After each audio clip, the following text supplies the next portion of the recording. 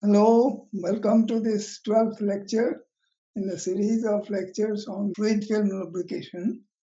And in the last lecture, we have seen that the lubrication regime can be nicely demonstrated by Strebek curve. And this is the Strebek curve I have shown here. And there we have discussed boundary lubrication, mixed lubrication, elastrohydrodynamic lubrication. And the one which is left there is the hydrodynamic lubrication, which is often called fluid film lubrication also. This is because there is a relatively thick film, fluid film present between the two rubbing surfaces, and ideally it should separate the two surfaces and there should be no contact. However, in that case, we would expect no increase in friction, but this curve shows a slight increase in friction. And it should be mentioned here that this rise in friction is because of the fluid friction, not the solid friction. Now, before we start on the main topic, I'd like to remind the audience that fluid film lubrication is a vast subject and it's been researched on since 1883. To be very precise, much work and many research papers and other things have been carried on this topic. So obviously in this small span of one lecture, we can only talk about the very basic points on fluid film lubrication. So we touch upon the basic issues of fluid film lubrication, and there we try to explain as much as possible. But obviously, the subject, as I said, is very vast and we cannot cover it. We can talk only about the few basic points. Now, as I said, a sufficiently thick film of lubricant is developed between the two surfaces during the fluid film lubrication or hydrodynamic lubrication, and that separates the sliding surfaces completely. And as I said earlier also, ideally there should be no metal-to-metal contact and we wouldn't expect any wear. But this rarely occurs. Journal bearings, fluid film journal bearings, or any other fluid film bearings, hydrodynamic bearings, do wear. This is because of, in many cases, among many other reasons, misalignment, insufficient supply of lubricant, and other things such as erroneous design and many other points. But here we'll discuss the ideal case where there is no metal-to-metal contact and the thick fluid film lubrication separates the two surfaces. Now, the frictional characteristics of this mode of lubrication are governed by the lubricant properties such as viscosity, density, and the operating conditions such as load, speed, atmosphere, and other things. To look at it in a very simplistic form, when we have a shaft non-rotating shaft on inside a bush, and there will be lubricant shown by dotted area. This is the exaggerated lubricant film. And then the shaft rests on the bush. As it starts rotating, during starting and stopping, there would be some rubbing, metal to metal rubbing, and this is often avoided by an externally external pressure, pressurized lubricant. This is just for the beginning or the stopping to avoid the initial and the end contact so that the bearings don't wear. As it picks up the speed, then the shaft lifts due to the fluid film lubrication developed. And it is very important to remember that the shaft rotates eccentrically. This is necessary because of the development of a film wedge that develops the pressure. As we have seen earlier, that only an inclined surface can develop the pressure or fluid film lubrication, and the pressure develops because of the inclination. And this can be achieved here only by a wedge, and this is easily done when we have an eccentricity. So we can say that the applied load is carried by the pressure generated within the fluid due to hydrodynamic action. The shaft rotates eccentrically for the wedge formation in the fluid film. That is the precise statement. So we go to the next slide, and there we talk about Beauchump Tower's experiment. This is probably the beginning of hydrodynamic lubrication, and Beauchump Tower started this experiment to look at the friction and other properties of railroad bearings in 1883. He carried out this experiment with a shaft immersed in an oil bath, as shown in the picture here, immersed in an oil bath, to simulate the condition in a railway axle box. In a railway axle box, this is what happens. And in an oil bath, the shaft is immersed. And he observed that with the increase in journal speed, high pressure is developed. The way he realized this is when he drilled a lubricating hole to replenish the lost oil due to side leakage and other things. This is the lubricating hole, and this is the bush. So when he did that, he realized, he noted that the oil is being spilt out through the oil hole. He then realized that there is a sufficient pressure developed at the contact between the journal and the bush.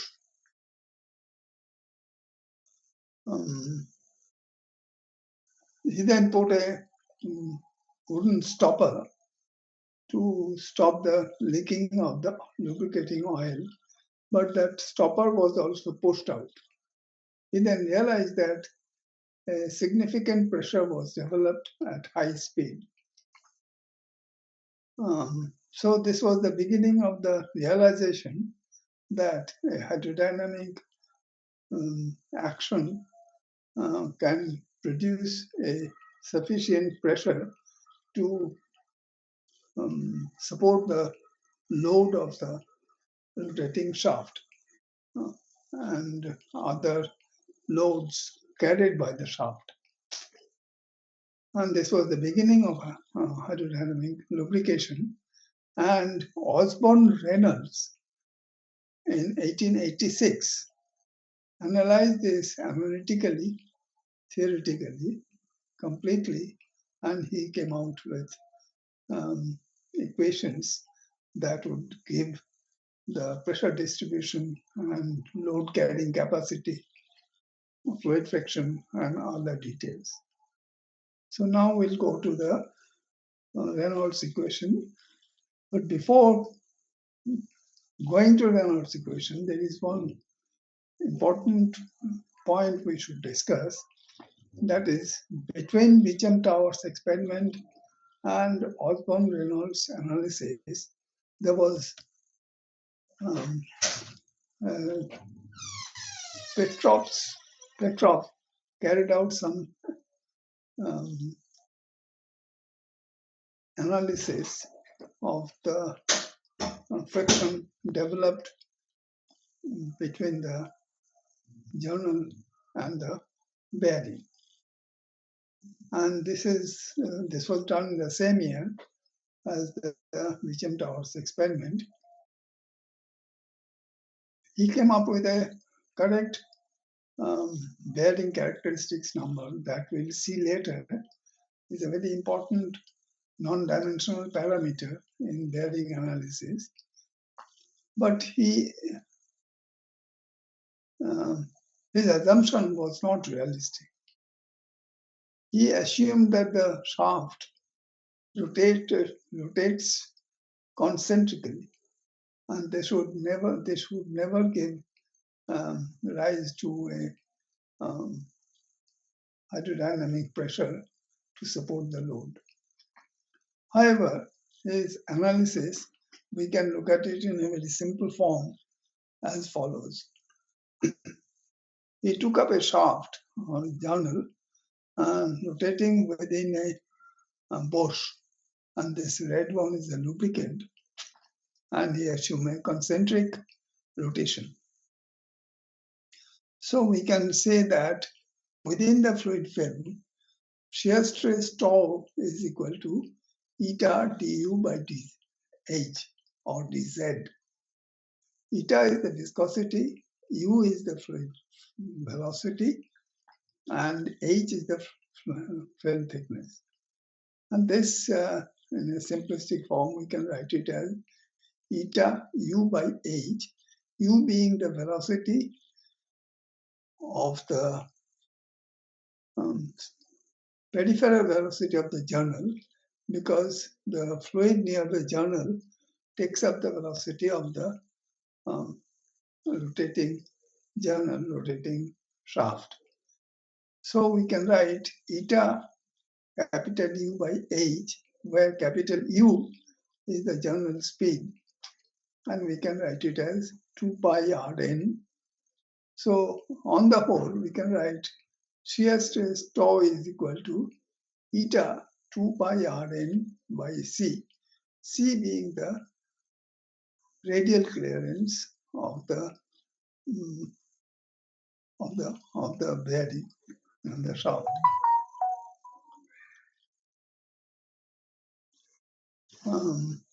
Now we can write the torque as T equal to tau A, tau into area into radius. Now tau is eta 2 pi Rn by c, as we have done it in equation A, and we multiply it by the area. Area is the peripheral area, that is 2 pi RL, L being the length of the bearing. And we multiply that with the R being the radius. Now we can write the torque also in a different way. T is equal to F into R, F being the frictional force. Now the frictional force, we can write it as mu times W, W being the load. So mu W into R. Now equating equation B and C, in a very simplistic way, we can write mu, the coefficient of friction, is equal to 2 pi square eta n by P into R by C. Now here, if we note carefully, there are two non-dimensional parameters. But before we go there, let us look at the symbols very carefully. Otherwise, the equation may not be clear. Here, small p is the bearing pressure, that is the load divided by the projected area, that is W divided by 2RL. W is the load, and H is the film thickness, L is the bearing length, F is the frictional force, capital U is the fluid velocity near the shaft, and eta is the coefficient of viscosity, capital N is the RPM, and R is the shaft radius, and C the radial clearance. Now, as we said earlier, that there are two non-dimensional parameters. First one is eta n by P. This is a non-dimensional number. Eta, coefficient of viscosity, N is the RPM, and P is the bearing pressure. And the other one is R by C, which is nothing but the non-dimensional radius.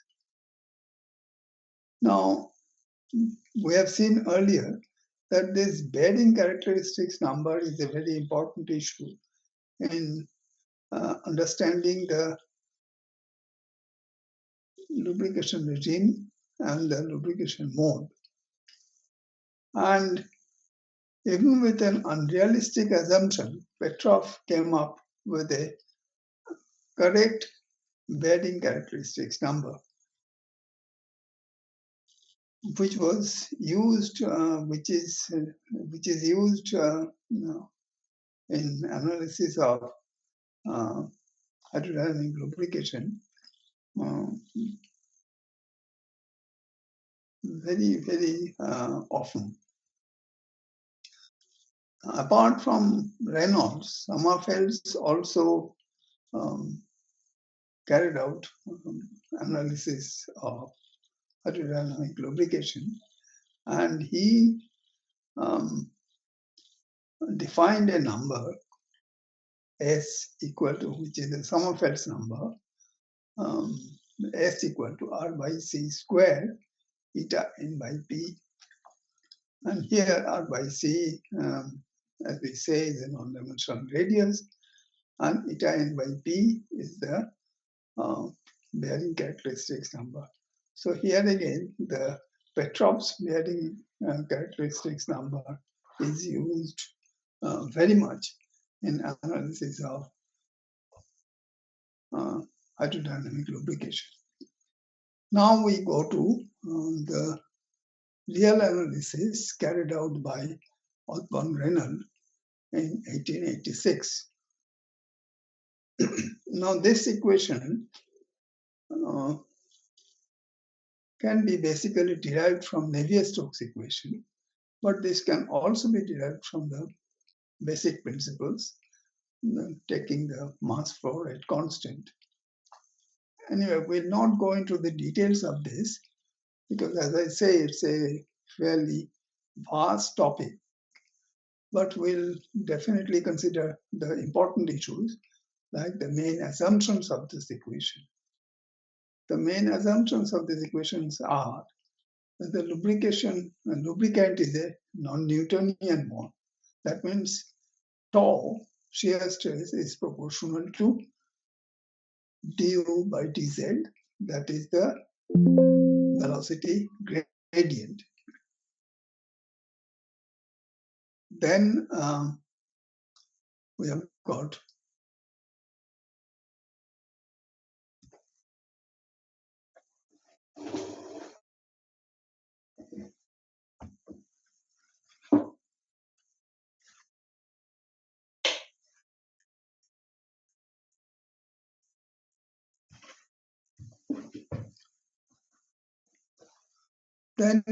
got the fluid viscous forces dominate over fluid inertial forces. This is an important issue because Reynolds defined a number called Reynolds number, which is defined as rho u L by eta multiplied by h by L square. This means that Reynolds number is low in this analysis by Osborne Reynolds, because they are here, it is assumed that the fluid viscous forces dominate. Then the third assumption is that fluid body forces are negligible, like gravitational and other body forces. The pressure variation across the lubricant film is negligible. That is, del P by del Z is almost zero. Then the other assumption is that the fluid film thickness is much less than the width and the length, and that the curvature effects are negligible. Obviously, fluid film is in the order of microns usually, and that would definitely be much less than the size of the bearing. Now we go to the main equation. This is the most general form of the Reynolds equation. I'll read this once to demonstrate the key issues. On the left-hand side, we have got del by del x, rho h cube by 12 eta, del p by del x, plus del by del y, rho h cube by 12 eta, del p by del y. These are the pressure terms which generate the fluid film. And on the right-hand side, we have got the Quate flow first. Del by del x, rho E1 plus E2, H by 2, plus del by del y, rho V1 plus V2 by 2, H, plus rho W1 minus W2 minus W1, plus U1 del Z1 by del x, minus U2 del Z2 by del x, plus V1 del Z1 by del y, minus V2 del Z2 by del y, bracket ends, plus H del rho by del T. In fact, the third bracketed term can be written simply as del H by del T, because this is a squeeze term. We'll discuss this later on, but before we go there, I would like to read the symbols once again for clarity. U1 and U2 are the velocities of any point in the two surfaces here in x direction. V1, V2 are the velocities in y direction. W1, W2 are the velocities in z direction. Rho is the density, P is the pressure, H is the film thickness and T is the time. So this equation basically gives the pressure gradient that produces the um, load carrying capacity, and on the right hand side the flow quiet flow terms, and then the squeeze term, which helps understanding when the two surfaces come closer together, the fluid film is squeezed out, and this produces a enormous pressure to support the load. In fact, if it is analyzed, it will be seen that it takes almost infinite time for the incompressible fluid to be squeezed out. And then the last term is actually the variation of density with time, which is basically a compression or expansion. Anyway, so these are the basic or most general form of the Reynolds equation. Now we'll go to another form of this equation. As I said earlier, all the rest of the part of the equation remains same, but the third term can be replaced by rho del H by del T, because the third bracketed term in the previous equation is nothing but the squeeze term. Now, this equation is very difficult to solve analytically, and often numerical procedures are followed, particularly finite difference.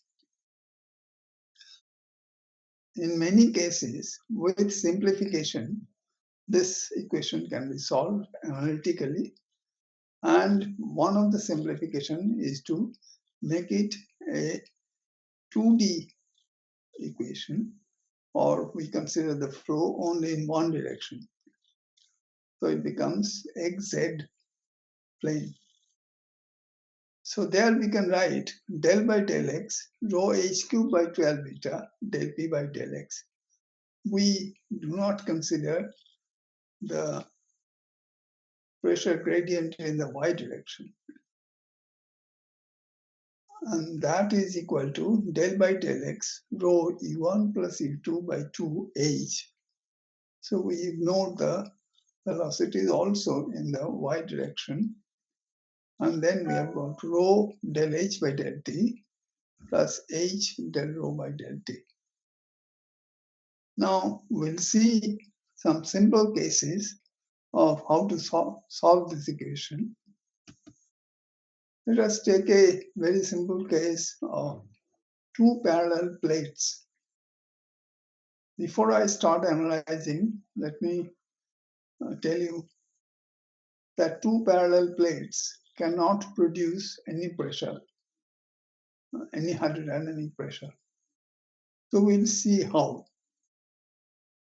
So when we have two parallel plates, we write this last equation again. And there we make further more assumptions. We assume that it is isoviscous. That means the viscosity term is constant. So it comes out of the differential. So and then it is incompressible. So density also comes out of the differential. And then we assume there is no squeeze action and steady state. No squeeze action means the second term in the right-hand side of this equation vanishes. And when we say steady state, that means del by del t is 0. So the last term on the right-hand side of this equation also vanishes. So we are left with a very simple equation rho by 12 eta del by del x h cube del p by del x equal to rho E1 plus E2 by 2 del h by del x. Now, if h is constant, then del square p by del x square is 0 from the previous equation. This gives p equal to ax plus b. A and b are constants. Now, for any pressure, any pressure profile, the pressure must be 0 at the beginning and at the end, because that is the end of the contact. So at x equal to 0, p is equal to 0, so a equal to 0. And at x equal to L, p is equal to 0, so b is equal to 0. So the whole thing vanishes, and we can see that the pressure is 0. So as I said earlier, that the two parallel plates cannot produce a hydrodynamic pressure to support the load. There has to be some inclination. So we'll see this later on. But before we do that, I try to give a very interesting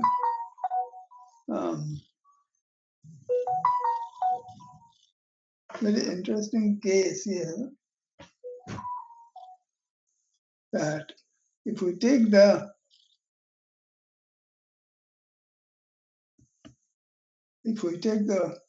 first term on the right hand side, of this reduced equation, or even the main equation, and then differentiate it partially. That means we take the quiet flow del by del x rho E1 plus E2 by 2 into h. This is the quiet flow, and we differentiate this partially. Then we get three terms. H equal to E1 plus E2 by 2 del p by del x and del rho by del x. So this is a density wedge. So if the density varies along the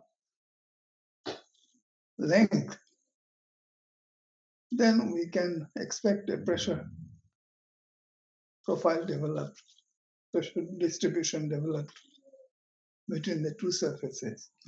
And this is called density wedge.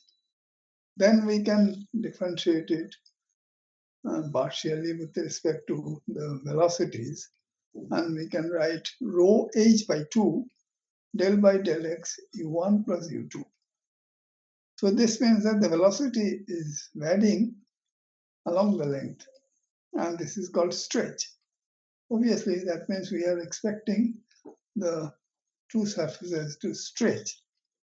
In fact, this is one of the energy generation mechanism also, which is used in practice in developing energy from the sea waves. Then we can write this with the differential of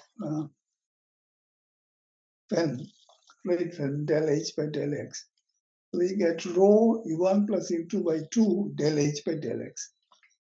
So this is the physical wedge. That means that the surfaces are inclined to each other. And this is what we've been telling, that unless the surface is inclined, we cannot have a physical wedge. And without this physical wedge, in practice, we cannot get a pressure distribution. And this is the one which is used in hydrodynamic lubrication. Then we have the squeeze term that we discussed earlier. this is nothing but rho del H by del T. That means that the fluid film is varying with time. That means that the two surfaces are coming close to each other. And when that happens, the fluid film will be squeezed. And most of the fluid used here is incompressible. And therefore, we expect a pressure to be developed. And as I said earlier, that it takes infinite time for the fluid, incompressible fluid to be squeezed out, and therefore we get a sizable pressure developed. Then we have got H del rho by del T. That means that the density is changing with time. And there we can call it a compression or expansion. So these are the simple ways of looking at the different ways of developing pressure within the two surfaces, two lubricated surfaces. And it is also important to understand that each one of them can be used for energy generation. One example, as I said, is the C wave, which uses the concept of stretch. So we now go to the next issue. That means we've been talking about the inclined surfaces or the thrust bearing, or it may or may not be thrust bearing, and edge bearing also. But here we again come back to the reduced form of the Reynolds equation. Del by del x, rho h cubed by 12 beta, del p by del x equal to del by del x, rho u h by 2 plus rho del h by del t plus h del rho by del t. So here again we assume incompressible, isoviscous, no squeeze, and steady state. So then this reduces to rho 12 by 12 beta del by del x h cube del p by del x equal to rho u by 2 del h by del x.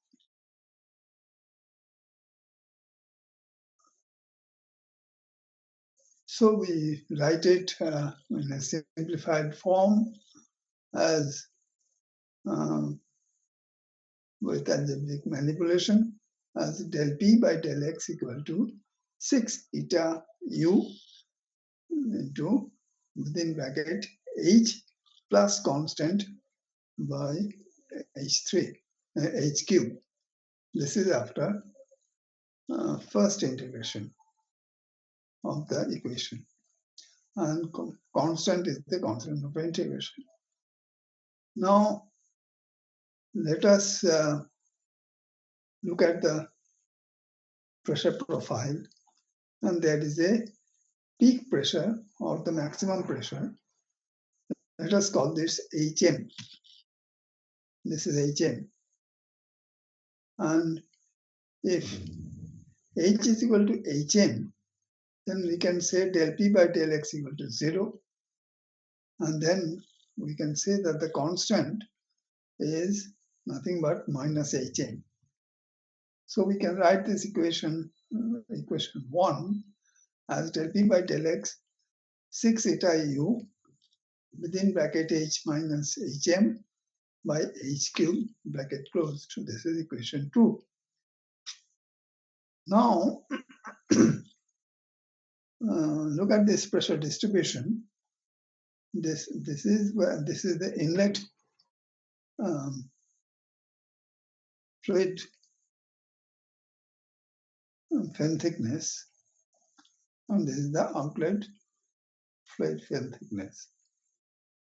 We can write the any fluid film thickness at any point is equal to hi minus h naught into x by L.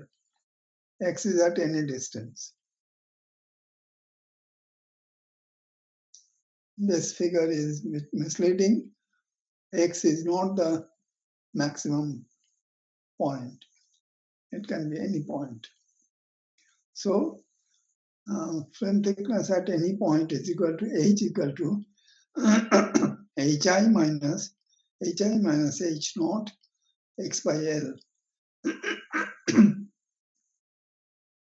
Now we can non-dimensionalize this, and we can write hi bar equal to hi by h naught. We non-dimensionalize it with respect to outlet film thickness, and x bar is equal to x by L. So these are the non-dimensional parameter. Now we write the equation in this form. So h then becomes, look at here, become h naught outside the bracket, hi by h naught minus, within bracket again, hi by h naught minus h naught by h naught x by L. So this becomes, we can differentiate this with respect to x, and we can write dh by dx equal to minus h naught by L, because this L comes out, and hi bar minus 1, because this is constant, and this is hi, and this is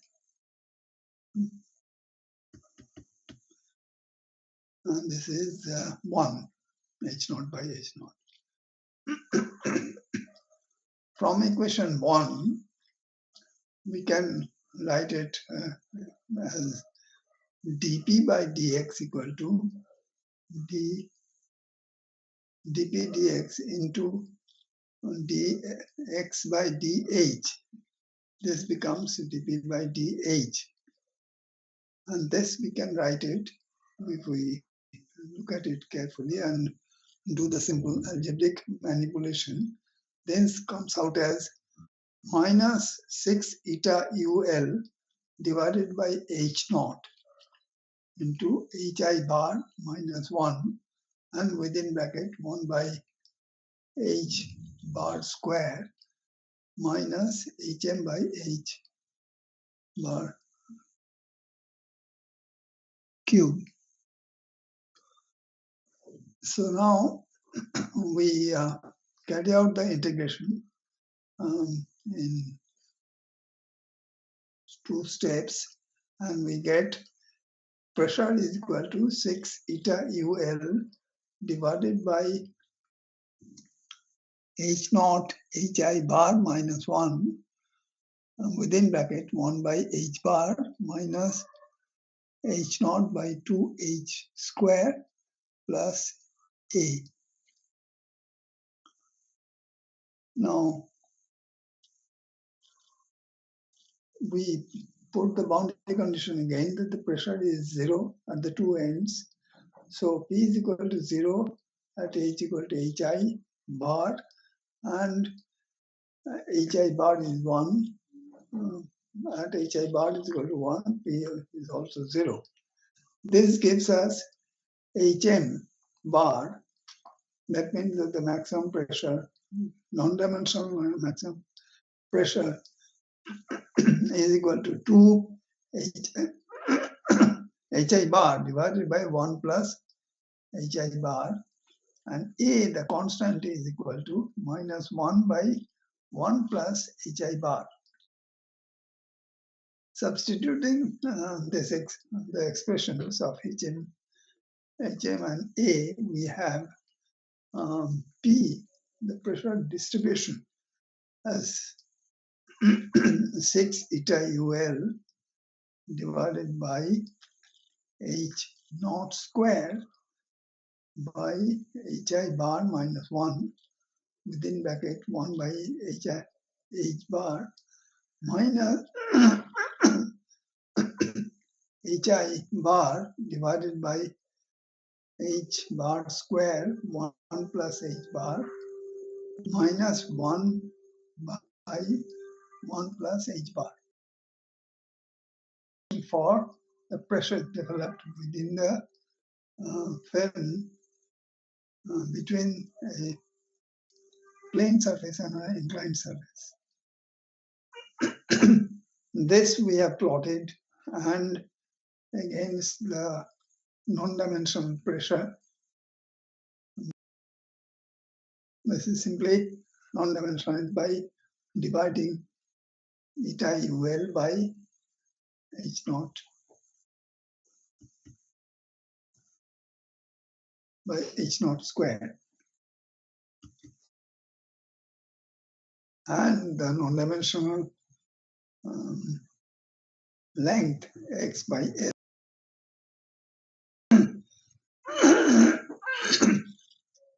It is a very interesting plot here. We see that the maximum pressure occurs at hi bar of 2.414, but maximum load occurs at hi bar equal to 2.18. These are given here, you can see.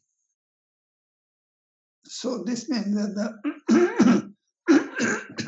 maximum pressure and maximum load do not occur at the same distance. If we take hi bar equal to 1, that is the parallel plate, we get no pressure. That means we get a horizontal line. So this equation and this plot is very useful in understanding the pressure distribution on an inclined surface. As I say, there are many issues and many theories developed for hydrodynamic lubrication, and we are just showing very few initial analysis for understanding the subject. So this is only very few initial topics we can cover within the time. Now we go to thrust bearing. Thrust bearing obviously takes the load in the direction of the axis of rotation of the shaft. This is shown in the figure here. This is the shaft, rotating shaft, and this is the thrust bearing. And the load here is taken by the thrust bearing. And this is the typical shape of the thrust bearing. Here, as we have discussed earlier, the typical use is the marine propeller shaft, for example. But as we have discussed earlier, is that for any pressure to be developed, hydrodynamic pressure to be developed, we need an inclination. And this is not possible in a circular area. So what is usually done is we use the sector pads. These are the pads, and these pads are usually pivoted. And this pivot gives the inclination that is needed for pressure variation. I will repeat it again, that the pressure, hydrodynamic pressure to be developed, and inclination is needed. And this is obtained here by dividing the annular surface, annular space into sectors. And each sector is a pad, and they are pivoted. We'll see in the next page the pivoted pad. And the pivot gives the inclination which provides the pressure generation. So here some analysis, results of some analysis we have given here. Of course, analysis is a little lengthy and not given here.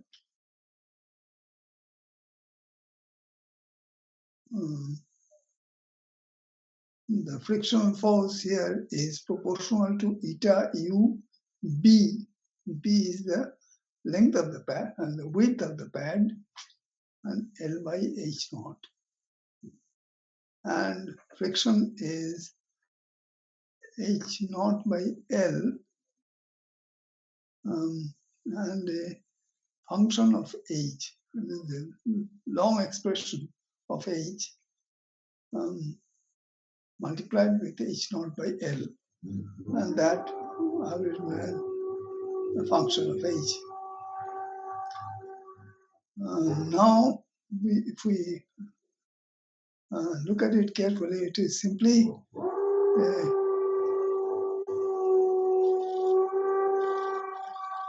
the actual force Px is B integral of P dH. P dH is the pressure, and dH is the variation of the film, and it is between 0 to 1. And frictional force at surface 1, that is the surface shown here,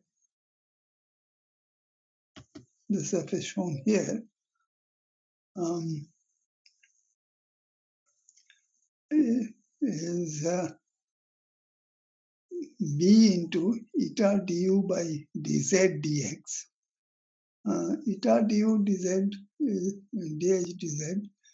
Du dz is nothing but the shear stress multiplied by dx gives us the frictional force at z equal to 0. So this is the z equal to 0 surface. And then we go to the upper surface, and there we have got B integral 0 to 1 eta du by dx dz into dx. Eta du by dx can be written in terms of x, and this is at z equal to h. Now for equilibrium, F1 plus F2, that is the friction force at the two surfaces, plus Px, that is the extraction force, equal to 0. This has to be. So one of them has to be, or two of them has to be negative quantity. And also Pz1 minus Pz2 is equal to 0. Pz1 and Pz2 are the forces in the vertical direction. So this is a very simple analysis of a complicated case, but detailed discussion is not possible in this short lecture. Now we go to the thrust bearing that we've been talking about, marine propeller shaft. And marine propeller shaft, as I said, is one of the examples of thrust bearing. Here, the propeller produces the shaft, the thrust, and that is transferred to the hull by an assembly called thrust block. This is a thrust block, and this is nothing but something like this, which is a thrust bearing, and as you can see, the thrust pads are there. We've been discussing earlier, and here the two shafts are connected. Two shafts are connected to the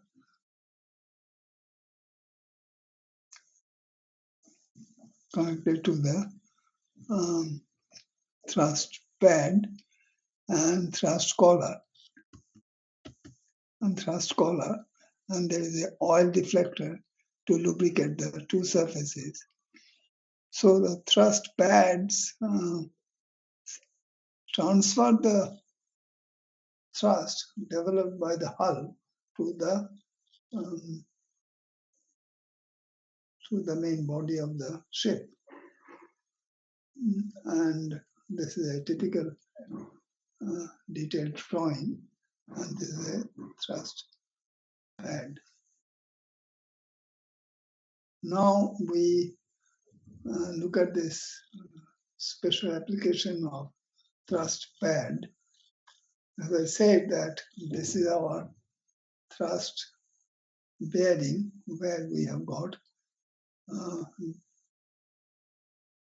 thrust pads all around the clearance space, because we need to develop a pressure, and for that we need inclination, and this inclination cannot be given in a circular area, so we divide this into pads, and each one of these pads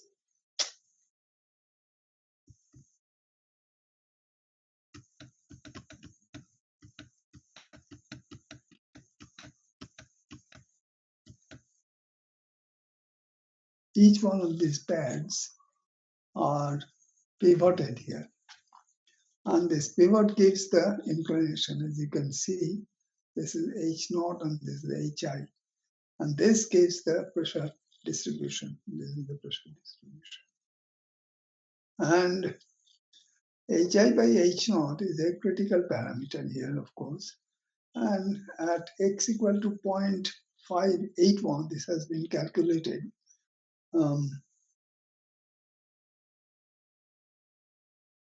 Critical HI bar by H0, that is HI by H0, that is HI bar, is critical at x equal to 0.581, and that is where the pivot is given.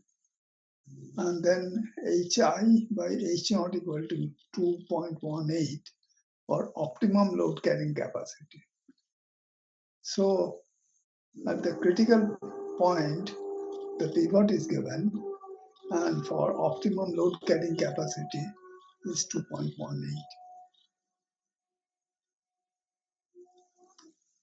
Yeah, I think this is this much we can cover in this short lecture. But as I say, there are vast field in this, vast discussions and vast researches have been carried out on this topic. And at the end of this course, I will provide you the references which you can go through if you are interested in further reading. So we stop here.